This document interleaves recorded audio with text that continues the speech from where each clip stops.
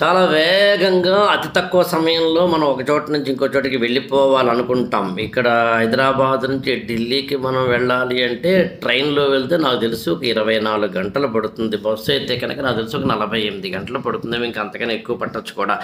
అదే ఫ్లైట్ అయితే కనుక 2 గంటల్లో వెళ్ళిపోవచ్చు. మానవుడు తన సమయాన్ని ఏమాత్రము దుర్వినియోగపరుచుకోకుండా, అంటే మిస్‌యూజ్ కాకుండా ఎంత టైం ఎక్కువ వాడుకోవాలి అని చూస్తూ ఉంటాడు. అందుకని ట్రైన్‌లలో కూడా హై స్పీడ్ ట్రైన్ రావాలని, బుల్లెట్ ట్రైన్ తయారు చేసుకోవాలని, ఎలక్ట్రానిక్ ట్రైన్ తయారు చేసుకోవాలని ఎప్పటికప్పుడు ఇన్నోవేషన్స్ చేస్తూనే ఉన్నారు. అందులో భాగంగా హైపర్ లూప్ ట్రైన్ అండి, లేదా హైపర్ లూప్ ప్రాజెక్ట్ అనేది కొత్తగా ఇప్పుడు రావడం జరుగుతుంది. అయితే ఇంకా ప్రయోగాత్మకంగా ఉన్నప్పటికీ మద్రాస్ ఐఐటి వాళ్ళు దీన్ని ప్రత్యేకంగా తయారు చేసేందుకు కావలసిన లారెన్స్ అండ్ ట్రౌడ్బో లాంటి కంపెనీలు దీని వెనకాల ఉండి, ఇండియన్ గవర్నమెంట్ ఉండి, ఎవరున్నారని ఒక్కసారి పక్కన పెడితే ఏం సాధించాలనుకుంటున్నామంటే, ఉదాహరణకి బెంగుళూరు నుంచి చెన్నై వెళ్ళాలనుకుందాం, 400 కిలోమీటర్లు ఉంటుందేమో. జస్ట్ 15 నిమిషాలు వెళ్ళిపోతే ఎలా ఉంటుంది? ఈ హైపర్ లూప్ ప్రాజెక్ట్ ద్వారా లేదా ట్రైన్ ద్వారా వెళ్ళిపోవచ్చు.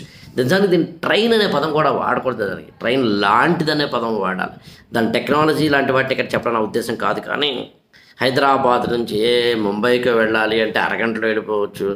రాజస్థాన్లో జైపూర్ నుంచి లేకపోతే కనుక ఢిల్లీ వెళ్ళాలంటే కనుక జస్ట్ హాఫ్ అన్ అవర్లో వెళ్ళిపోవచ్చు. అంటే తక్కువ సమయంలో ఎక్కువ దూరం ప్రయాణం చేయగలిగిన, సేఫ్టీ తోటి కూడిన, హాయిగా చేయగలిగిన ఇలాంటి పరిశోధన చేస్తున్న ఎవరైతే పరిశోధకులు ఉన్నారో నా దృష్టిలో వాళ్ళు ఆధునిక దేవుళ్ళు.